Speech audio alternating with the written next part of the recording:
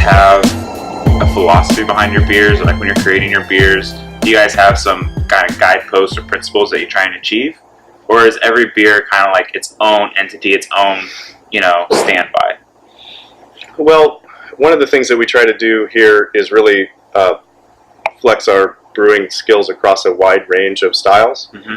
And so we try to design a portfolio of beers more than we try to design a specific beer. Mm-hmm. And we kind of started the brewery on the principle that if we could create a series of good beers under the Zipline flag, then people would trust that the next Zipline beer is a good product. Right. So we never really wanted to be associated with a particular beer or a particular style. So when we think about what we're going to brew next, we're kind of thinking about how does that fit into our portfolio and what void is it going to fill. So for example, when NZIPA transitioned out, we knew we needed an India Pale Ale to replace that, and so we've developed one that's going to be released later this month. Mm-hmm. When at the same time, we knew that we had a fan base for New Zealand IPA, so we had enough hops and we had enough interest in maintaining that particular style that we turned it into a double IPA. And so that's kind of how we approach what beers we want to produce. Right. How does it fit in the overall group of well, beers? It's work, because I know at our pub, Zipline is routinely asked for. It's, routinely ordered. People love it.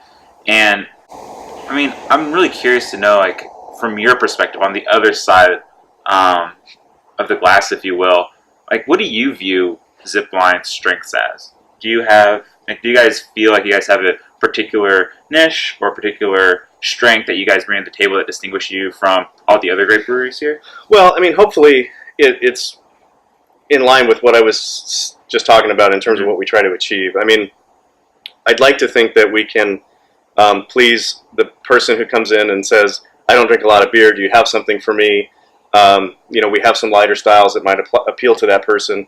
I also like to, play a game with the wine crowd. When the wine crowd comes in, well, have you tried this, Saison, or have you tried this hibiscus Saison we did last summer, which was well received, just to try and introduce those folks to a different kind of product. And, it's one of those things that, for me, the big reward is bringing more people into the craft beer scene. Mm-hmm. And so if we have a broad enough portfolio that we can appeal to different kinds of people, then we'll be able to do that. And so hopefully one of our strengths is that breadth of interest, mm-hmm. because we have a whole series of different kinds of beer. Right. Do you see a natural, cap or an ideal number of breweries, particularly in this location? My brother and I were just talking about this on the way up here, how, it's amazing how many breweries have kind of sprung up over the last few years. Mm-hmm.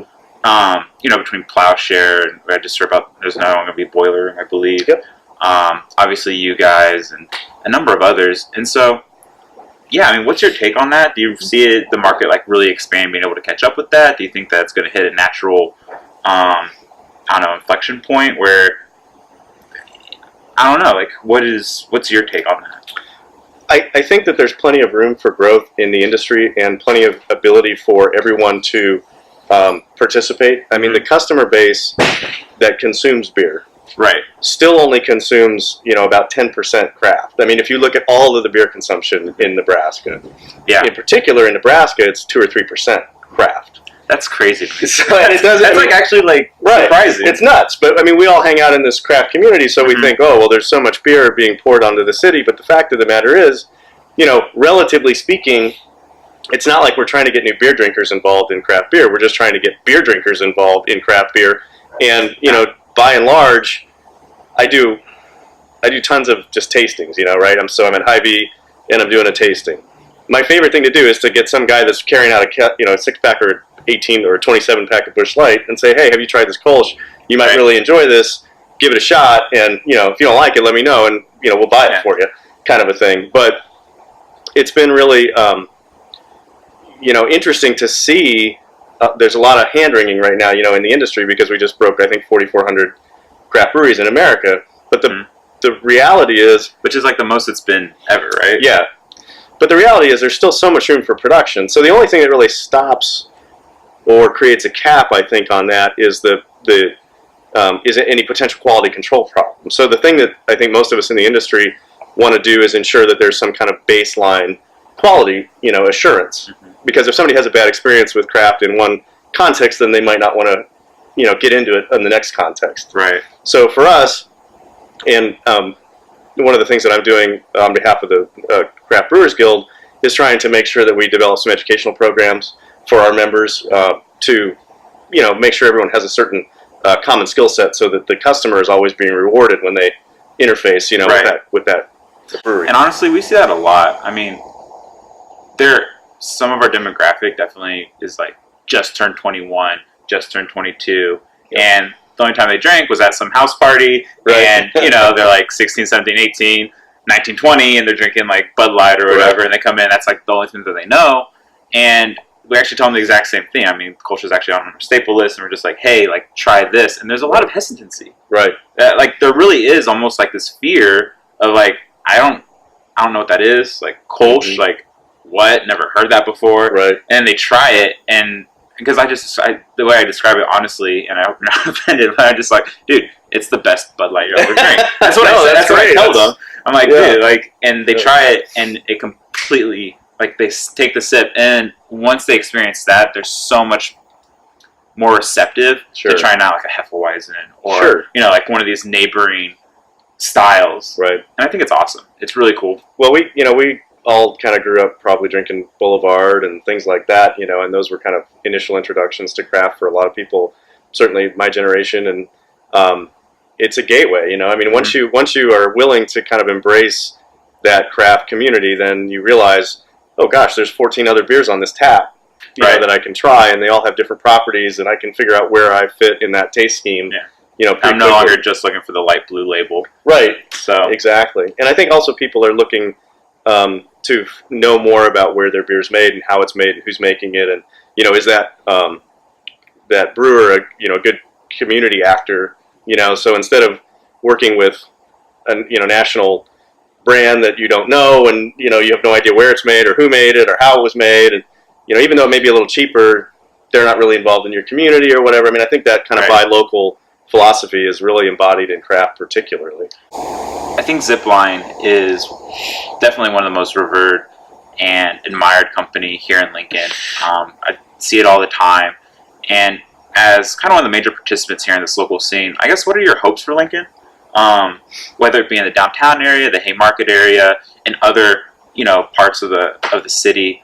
I mean, where do you see Lincoln going? And I don't know. I guess what would you hope? Like, what would you hope that the city develops into? Sure. I mean, I don't think we would have built this brewery in very many towns other than Lincoln. I mean, we had a lot of support from the city, the city council, and their willingness to kind of entertain our plan, and we had great support from our local bank, Nebraska Bank of Commerce. We have tremendous support from all of our vendors here, H&S Plumbing, and all of those guys that do a ton of work because they kind of believe in the company. Yeah. And so, to me, the thing that made this the right location is that kind of support for a local product and an idea that can bring some community together. I mean, we've got 100 people in the tap room tonight.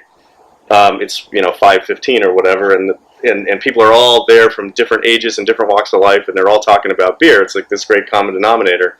So, to me, Lincoln provided us that access to kind of get this concept together, and then they've given back to us, tenfold by coming and drinking the beer and buying the beer, and then hopefully we can engage with the community a little bit to kind of support it back. But as far as what I kind of hope for Lincoln, I mean, the trend that I've seen in the last decade, from when I moved here in 2003, has just been amazing. I mean, the food scene, the art scene, the music scene, it's just really going awesome. in the right direction, and it's really blowing up. And I think that the city itself is behind a lot of that. I mean, they're willing to invest in a lot of the things that obviously are amenities. Mm-hmm. And I got a 16-year-old kid. I hope he thinks Lincoln is cool enough one day to maybe move back after college or whatever, and come and start a business or whatever. So those are the things that I kind of hope for. And I think as long as the people are behind it and the city is behind that kind of growth, then I think it's a great, urban environment that's, not it's not so intimidating that you don't want to live in it, but it has all the amenities of that kind of urban living. So that's my hope. That's awesome. Yeah, and I think our whole team really shares that. I think Lincoln, we just get such cool vibes from it. Everyone that we meet who comes in the pub is super chill. Everyone's doing something interesting, whether they're studying something or endeavoring to do something, or they're already starting a glass company or starting. I mean, just like these crazy things. Yeah. And I think the amount of talent and generosity and just willingness to be open and genuine about like their passions, so cool. And I love it. Yeah. And so thank you so much, Tom. You I bet. really. I've already finished mine. I see that. We'll go get another one. But it was so awesome to have you here, and I really hope to do this again soon. Absolutely. So, Cheers, guys. yeah, have a good one, guys.